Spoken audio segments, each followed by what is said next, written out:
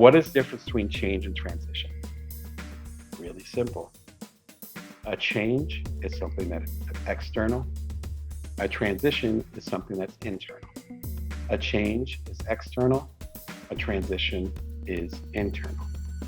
A change is you start a new job. A transition is you're not at home anymore, sad because you can't find a job. Suddenly you have something to do 9 to 5 every day.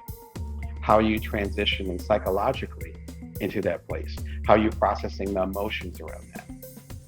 Change has to do with something external. It could be initiated by you, it could be initiated by someone else, but something that's external, it's something that's tangible that shifts. The transition is the stuff that's on the inside. It's a little bit messier. It's the stuff that you need to work with. Some of the biggest challenges that people face, whether it's leaders or folks that work with me that are going through big changes, is that we work on the change, but we don't work on the transition. We say, for instance, I just moved to this new office. So you go and say, okay, well, do we need boxes and we need a car or a truck, and do we need movers? I don't think we need movers. I don't think we have that much stuff, so we don't need movers. And okay, and then we're going to go ahead and we'll have to be offline for a little while, which is why I haven't had the show for a few weeks. So it's like, okay, well then we got to do that. Like that's managing the change. It's practical. It's relatively simple. It's the logistics. It's the list, the to-do stuff.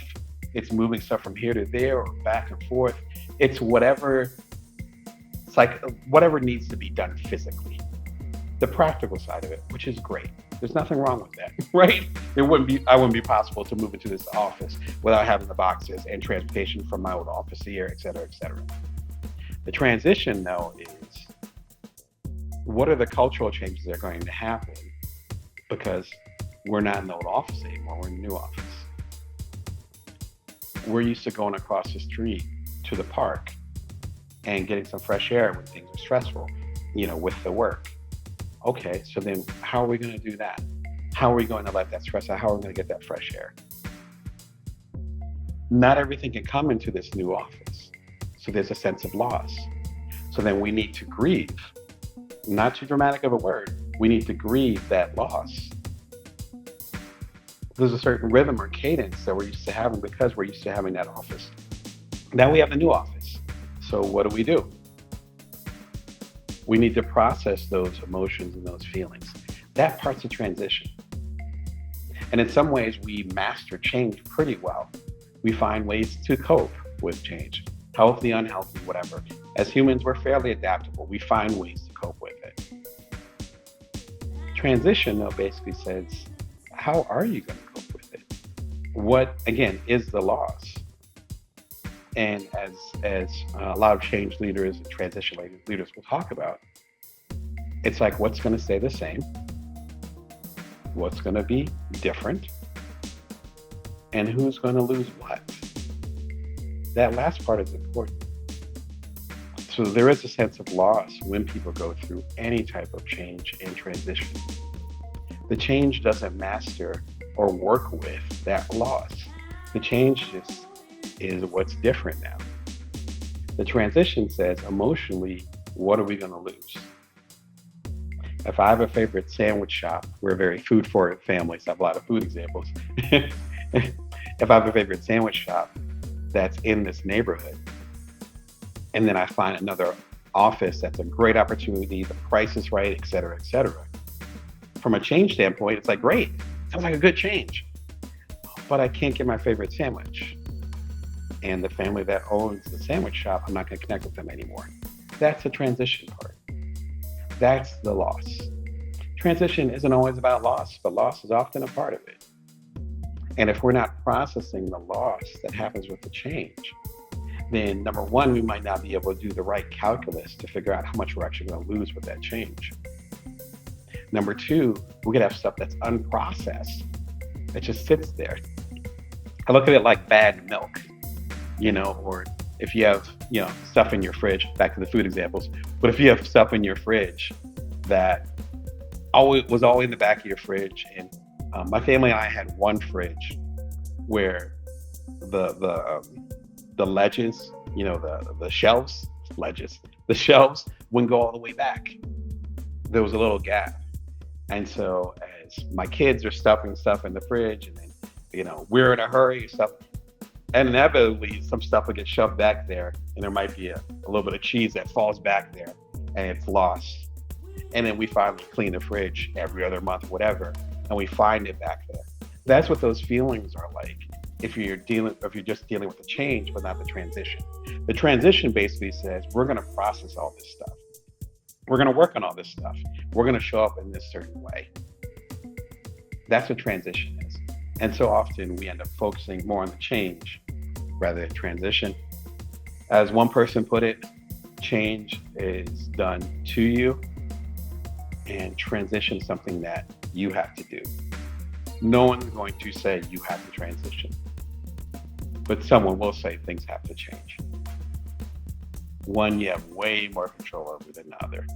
And unfortunately, we often forfeit our control when it comes to our transitions because we don't realize we have control over it anyway. As they say, you can't control your reaction to things, but you can control your response. Change is what we react to, but our response is transition. One of my favorite books on transition, I read this last week because I was going through a lot of transitions, and I ate this up. Like, proof is in the pudding. See all those dog ears?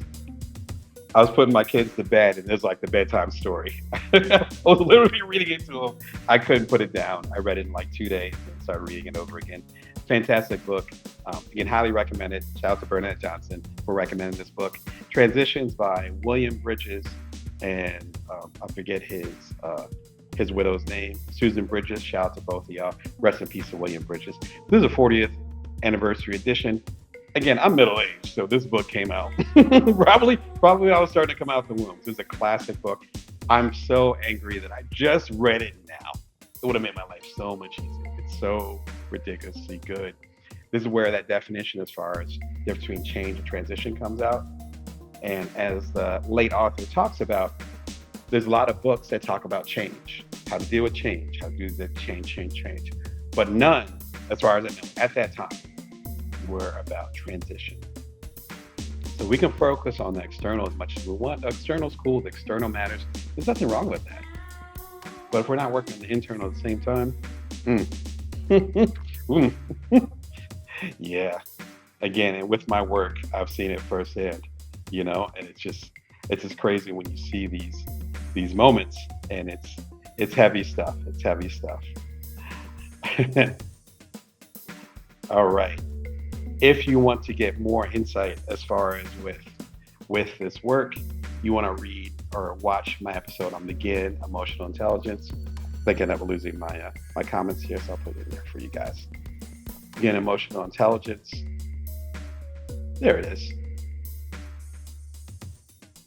Sorry, I think my tech is running a little bit slow today. Speaking of transition, Begin Emotional Intelligence, Brene Brown. Brene Brown for beginners. One of my favorite episodes.